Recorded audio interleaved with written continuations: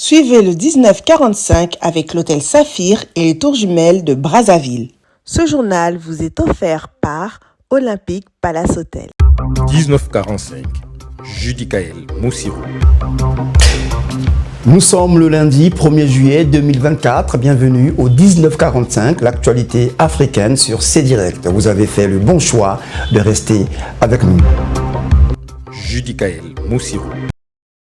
Le séjour de travail du président congolais Denis Sassou Nguesso en Russie avait pour objectif de mettre en place une coopération solide et nouer des relations bilatérales sur plusieurs secteurs de développement. Denis Sassou Nguesso a rencontré son homologue Vladimir Poutine. Dans la suite logique, le président du Congo a eu des échanges avec un groupe d'investisseurs dans les hydrocarbures. Quand on sait que le Congo est un pays producteur de pétrole et que le Congo gorge des potentialités dans ce domaine. Retour sur une semaine chargée de Denis Sassou Nguesso. Jeudi 27 juin 2024, Palais du Kremlin. Le thermomètre affiche 26 degrés. Le ciel est serein, le soleil estival éclaire la grande cour du palais présidentiel de la Fédération de Russie. Les murs de cet édifice plein d'histoire arborent les couleurs de la Russie et du Congo qui flottent au vent pour commémorer de plus belle les 60 ans de l'établissement des relations diplomatiques entre la Fédération de Russie et la République du Congo. Le cortège présidentiel congolais s'immobilise sur le parvis de cette emblématique cour du Kremlin. Un hôte de marque du président Vladimir Poutine descend de la voiture et fait son entrée dans le bâtiment principal prévu pour les entretiens en tête-à-tête avec le dirigeant russe. Dans la salle aménagée pour cette rencontre, à inscrire dans les annales de la coopération Congo-Russie, entouré de ses collaborateurs, Sergueï Lavrov, le chef de la diplomatie russe qui connaît bien le Congo pour y avoir séjourné à 2 reprises, s'active avec ses collaborateurs en vue de la réussite de la rencontre.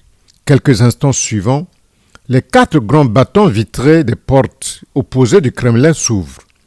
Les présidents Vladimir Poutine et Denis Sassou Nguesso immortalisent leur poignée de main. Dans son mot de bienvenue à son invité de marque, le président Vladimir Poutine remercie le chef de l'État congolais Denis Sassou Nguesso qui visite une fois de plus la Fédération de Russie après ses personnelles participations aux 2 sommets Russie-Afrique de Sochi et de Saint-Pétersbourg. Dans son speech, le dirigeant russe a salué l'excellence de la coopération russo-congolaise et s'est engagé à faire de son mieux pour consolider davantage ses relations à travers le développement des relations commerciales et économiques. Le président Denis Sassou Nguesso a quant à lui remercié son homologue russe pour le bon accueil réservé à toute la délégation congolaise. La Russie et le Congo entretiennent d'excellentes relations amicales et sincères depuis 60 ans, a déclaré Denis Sassou Nguesso. Monsieur le Président, nous sommes venus pour commémorer ces 60 ans de relations et pour étudier avec vous la possibilité de prendre un autre départ pour les 60 prochaines années et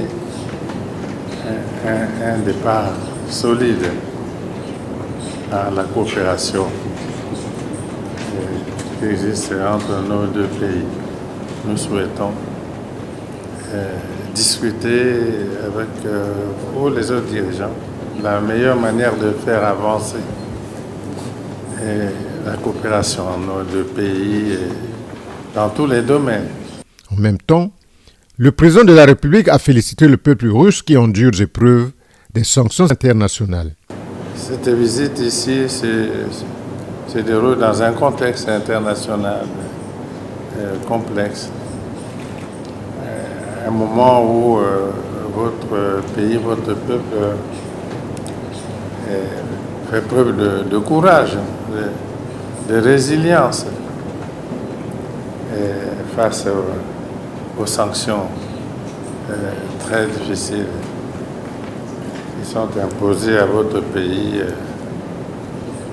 à la suite des conflits qui opposent votre pays à l'Ukraine et peut-être à d'autres. Donc nous voulons vous féliciter le peuple Russes pour ce courage et cette résilience. Pendant cette réception au palais du Kremlin, le président Vladimir Poutine a décoré le président Denis Sassou Nguesso de la médaille de l'ordre de l'honneur de la Fédération de Russie. Une distinction honorifique civile instituée par le décret présidentiel numéro 442 du 2 mars 1994 de la Fédération de Russie en remplacement de l'insigne d'honneur. Un ordre de classe unique réservé aux personnes éligibles à qui elle est décernée en récompense d'accomplissement dans la politique, l'économie, la recherche scientifique ou des activités civiles ayant mené à une amélioration des conditions de vie dans le pays ou à la formation du personnel hautement qualifié, l'éducation de la jeunesse et le maintien de la légalité et l'application de la loi.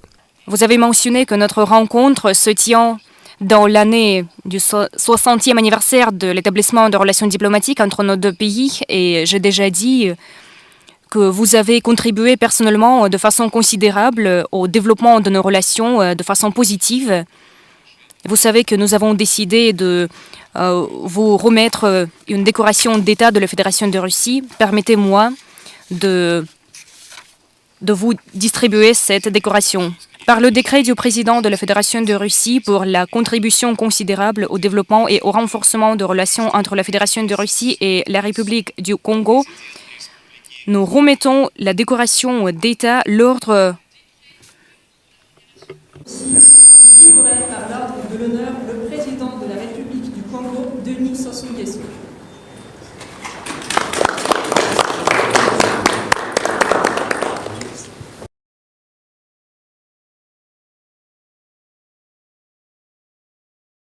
Ivan Romanovski, vice-président de la société pétrolière russe Lukoil, a longuement échangé avec le président de la République sur la mise en œuvre des projets pétroliers et énergétiques en République du Congo. Le consortium pétrolier d'État Lukoil, ce grand producteur russe de pétrole créé en 1991, prête une attention toute particulière dans la coopération en matière d'hydrocarbures avec le gouvernement congolais. У нас очень прошла конструктивная встреча сегодня с господином президентом. Une rencontre très constructive avec le président Sassou Nguesso. Nous avons discuté des projets en cours de notre compagnie. Comme vous le savez, le groupe Lukoil travaille avec la société Eni sur le permis qui s'appelle Marine 12. Nous avons expliqué ce qu'il en est de ce projet aujourd'hui et nous avons débattu des nouvelles initiatives que notre groupe pourrait réaliser sur le territoire de la République du Congo. Depuis quelques années, la République du Congo a décidé de valoriser son gaz à travers sa transformation en énergie électrique. Un projet mené entre autres par le groupe Eni, lequel s'appuie également sur d'autres partenaires comme Lukoil, pour accompagner le Congo dans cette gigantesque ambition d'électrification du pays et des projets connexes. Ну, как я и отметил, мы сегодня уже ведем так. Nous travaillons sur la liquéfaction de gaz naturel et nous envisageons d'autres possibilités de mise en valeur des ressources gazières du Congo. Il y a eu à cette rencontre, on a vu en présence du ministre des Hydrocarbures, qui a émis un certain nombre d'initiatives portant sur de nouvelles opportunités, tant dans le domaine de l'amont que plutôt de l'aval, que dans d'autres domaines d'exploitation de gaz. Une de ces opportunités, c'était la production c'était une activité gazochimique, notamment la production d'engrais. Nous avons pris le temps pour étudier ces propositions et nous espérons que nous allons y répondre très prochainement. Soulignons que la société Lukoil assure plus de 2% de la production du pétrole brut mondial avec un chiffre d'affaires de près de 28 milliards d'euros en 2023. À Moscou, le président de la République s'est également entretenu avec le directeur général de la société Rosoboron Export, venu présenter divers projets de coopération avec la République du Congo, dont les échanges antérieurs avaient eu lieu en 2023 en marge du deuxième sommet de coopération Russie-Afrique de Saint-Pétersbourg. Dans l'actualité, toujours au Congo-Brazzaville, la première grande conférence internationale sur l'afforestation et le reboisement démarre ce mardi 2 juillet au centre de conférence de Kintélé au nord de Brazzaville. Plusieurs chefs d'État et de gouvernement sont attendus dans la capitale congolaise. Le gouvernement justement du Congo se prépare pour accueillir cette grande messe de biodiversité. Ils se sont retrouvés cet après-midi à Kintele pour régler les derniers détails de ce rendez-vous pour le climat et pour les nations qui pointe à l'horizon afin d'identifier les défis auxquels l'Afrique est confrontée et proposer des recommandations sur la voie à suivre. Nous avons présenté lors de la réunion quelles sont les étapes que nous avons franchies dans les préparatifs de cette grande messe et de la réception des invités d'honneur et puis des participants, des experts, les ONG, ainsi de suite. Donc nous avons présenté ce travail qui a été fait par l'ensemble du comité national d'organisation au niveau de la diplomatie, au niveau de la culture, au niveau de l'hébergement. Donc nous avons présenté ce point à Monsieur le Premier ministre et ensuite nous avons présenté le village des expositions pour dire à Monsieur le Premier ministre que nous avons les 35 stands qui sont déjà occupés par nos partenaires et puis aussi des pays, la RDC qui a même pris 2 stands. Et puis à la fin, nous avons présenté le circuit des chefs d'État et de gouvernement, comment son Excellence, Monsieur le Président, va recevoir ses homologues, comment il va leur présenter tout le travail qui a été accompli par la République du Congo en matière de bouturage, en matière de mise en place des plantations. Je rappelle que cette conférence internationale initiée par le président congolais Denis Sassou Nguesso se tiendra dans le cadre de la célébration de la décennie africaine et mondiale du reboisement. Dans le reste de l'actualité africaine, nous partons au Kenya où la tension est toujours vive malgré l'arrêt des manifestations anti-taxes. En Afrique du Sud, le parti au pouvoir, l'ANC, forme son gouvernement d'union nationale. En Égypte, l'Union européenne annonce des investissements de plus de 40 milliards d'euros. Et puis, nous irons en Mauritanie. Le président Ghazouani en passe d'être réélu. On regarde tout ça dans ce condensé de reportage. L'Afrique du Sud a un nouveau gouvernement. Pour la première fois de son histoire, le pays sera dirigé par une coalition d'union nationale. L'ANC a perdu sa majorité absolue au Parlement à l'issue des législatives de mai dernier.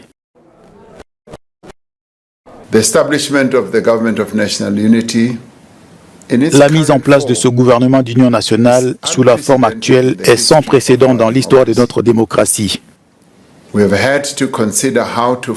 avons dû réfléchir à la manière de former un nouveau gouvernement de manière à promouvoir l'intérêt national, à tenir compte des résultats des élections et à utiliser les capacités respectives de chacun des partis représentés.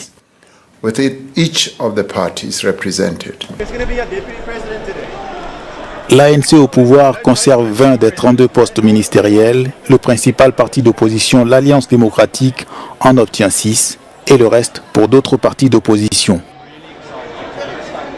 Il est important que nous déployions à des postes de responsabilité des personnes engagées, capables et travailleuses et qui sont également intègres. Nous avons dû veiller à ce que tous les partis puissent participer de manière significative à l'exécutif national, ainsi qu'à divers postes parlementaires, et à ce qu'ils représentent correctement la diversité du peuple sud-africain.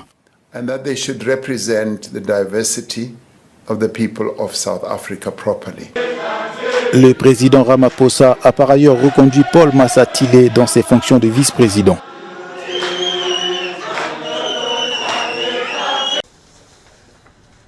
Le président mauritanien Mohamed Ould Ghazouani est en passe d'obtenir un second mandat. La compilation des résultats de l'élection présidentielle du 29 juin est toujours en cours, mais la plateforme en ligne de la Commission électorale nationale indépendante, qui publie les résultats du scrutin en continu, affichait lundi matin 56,16% des voix pour le chef d'État. Le président Ghazouani cherche à se faire réélire en promettant d'assurer la sécurité et la croissance du pays. Son principal rival, l'activiste anti-esclavagiste Biramda Abeid, a obtenu selon les résultats provisoires 22,4% des voix. Certains de ses partisans ont manifesté au moment des premiers résultats en début de soirée dimanche. Bien que les adversaires de Mohamed Ould Ghazouani l'aient accusé de corruption et de mauvaise gestion, il reste populaire parmi les Mauritaniens qui le considèrent comme un symbole de stabilité. La CENI a jusqu'au 1er juillet au soir pour prononcer les résultats définitifs.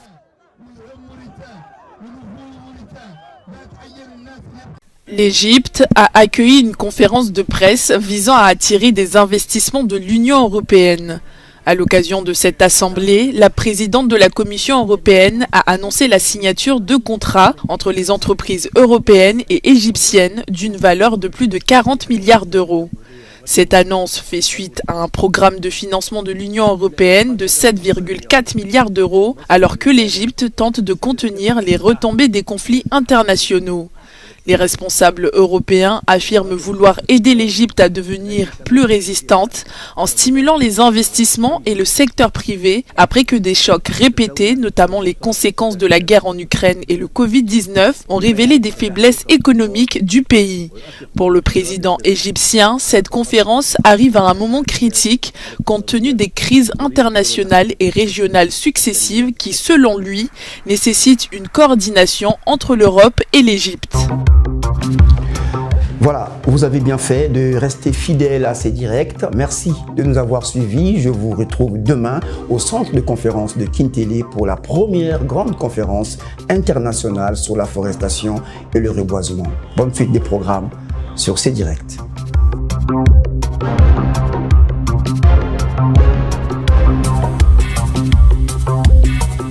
Chaque jour, des hectares de forêt disparaissent. La déforestation entraîne la perte d'habitat naturel pour de nombreuses espèces, la dégradation des sols, l'augmentation des émissions de CO2 dans l'atmosphère et la diminution de la qualité de l'air que nous respirons. Ensemble, nous pouvons œuvrer pour étendre la couverture forestière mondiale au travers des plantations forestières et agroforestières, préserver notre diversité et lutter contre le changement climatique. La Conférence internationale de l'afforestation et du reboisement CIAR lance la décennie mondiale de l'afforestation, une initiative de son Excellence Denis Sassou Nguesso, président de la République du Congo, à la 27e conférence des parties à la Convention cadre des Nations Unies sur les changements climatiques COP27. Rejoignez-nous à la CIAR à Brazzaville du 2 au 5 juillet 2024 au centre des conférences de Kintélé. Inscription sur www.ciar-damar.org et devenez acteur du changement. Votre engagement est capital pour laisser un monde sain aux générations futures. Rencontrez des experts internationaux, des scientifiques, des militants environnementaux, des décideurs politiques et des communautés locales. Tous réunis pour partager leurs connaissances, leurs expériences et leurs solutions. Rejoignez-nous à la CIAR. Partenaires,